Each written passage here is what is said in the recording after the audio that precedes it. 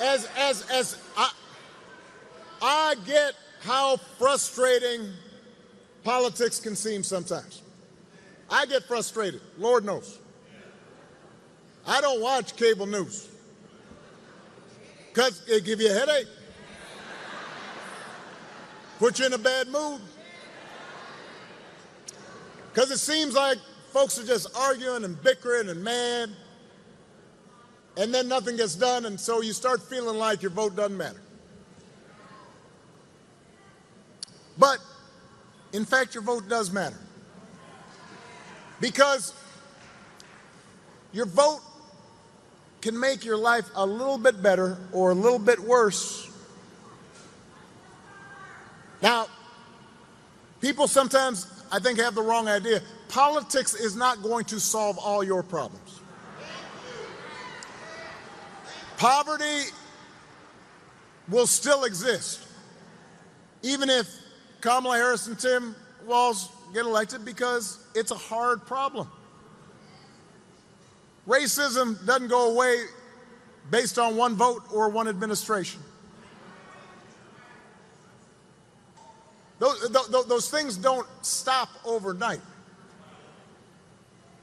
The way you make progress is by making things better a little bit at a time, and then over time, those little differences become big differences.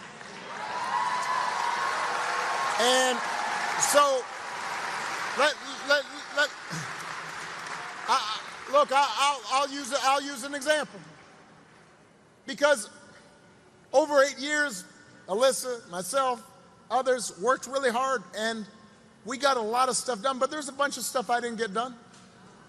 I didn't solve, for example, all the problems with our healthcare system, but almost 50 million people have gotten healthcare through the Affordable Care Act.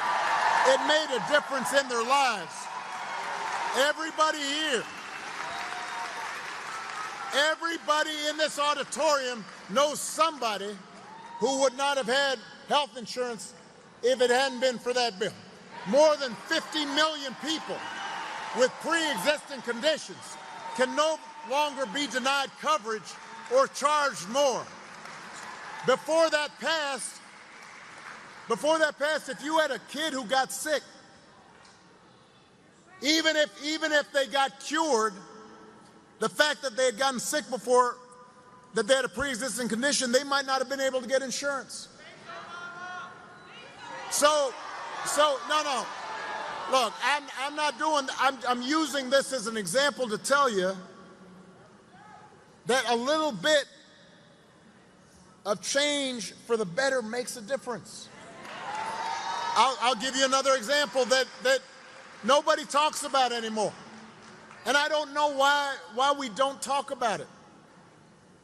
When I was president, in my second term, and we had been dealing with, we had seen like the H1N1 virus and the Ebola virus, and I talked to scientists, and they said, look, with globalization, with travel, growing populations, at some point we're going to have a big pandemic.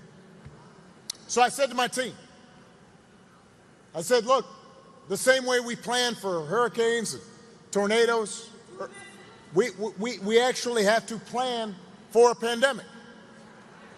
So we put together a whole playbook, talked to the experts, we got all the agencies together.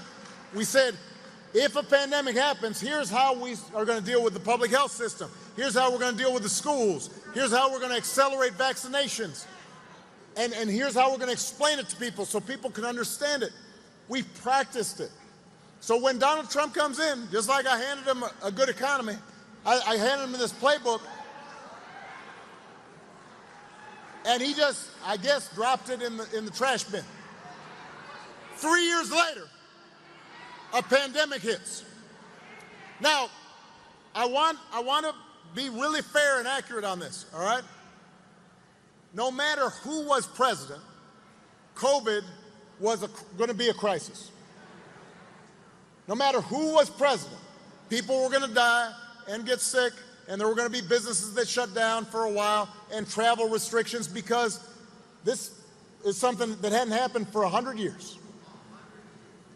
But if you look at right across the border in Canada, their per capita death rate from COVID was 60% lower than here in the U.S. Now I want you to do the math. Over 1 million people died during the pandemic here in the U.S. 60% is 600,000 people. That's people's grandparents, people's parents, co-workers, friends.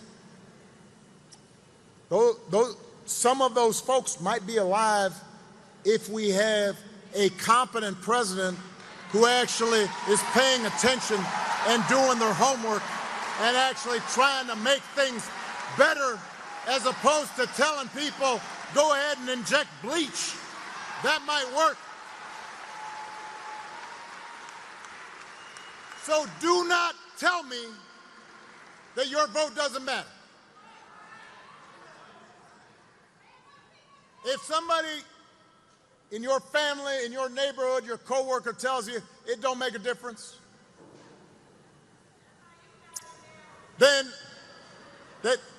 you've got to tell them, no, having somebody who's competent and sees you and cares about you and thinks about you, it makes a difference.